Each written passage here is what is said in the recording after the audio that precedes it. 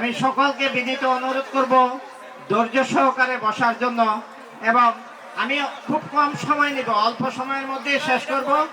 আমার বিনীত অনুরোধ সকলের কথাগুলি একটু মনোযোগ দিয়ে শুনেন। এটা হলো কথা। আমরা এই বিদ্যালয়ে প্রথমে প্রবেশ করেছি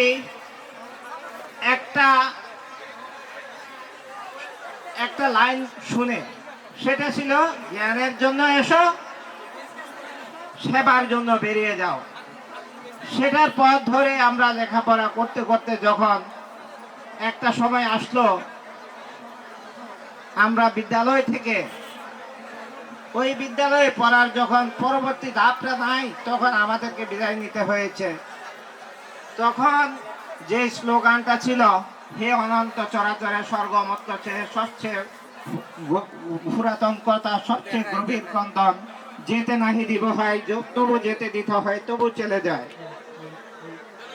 সেভাবেই আমরা পরবর্তী ধাপে আগানোর জন্য আমরা আমাদের লেখাপড়া চালিয়ে যাওয়ার জন্য বিভিন্ন শিক্ষা প্রতিষ্ঠানে এক একজন এক এক জায়গায় চলে গিয়েছে, এবং আমরা শিক্ষা দীক্ষা অর্জন করে যখন আজকে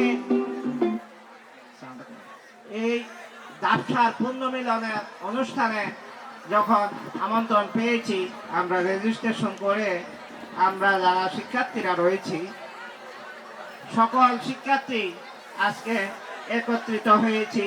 সেই সুবাদে আমি বলতে পারি, আবার আসিব ফিরে এই ধানসিঁড়িতে তেরে, এই বাংলায় হয়তো মানুষ হয়ে নয়, হয়তো শঙ্করশীল শালিকের বেশে, হয়তো ভোরের কাক হয়ে কার্তিকের এই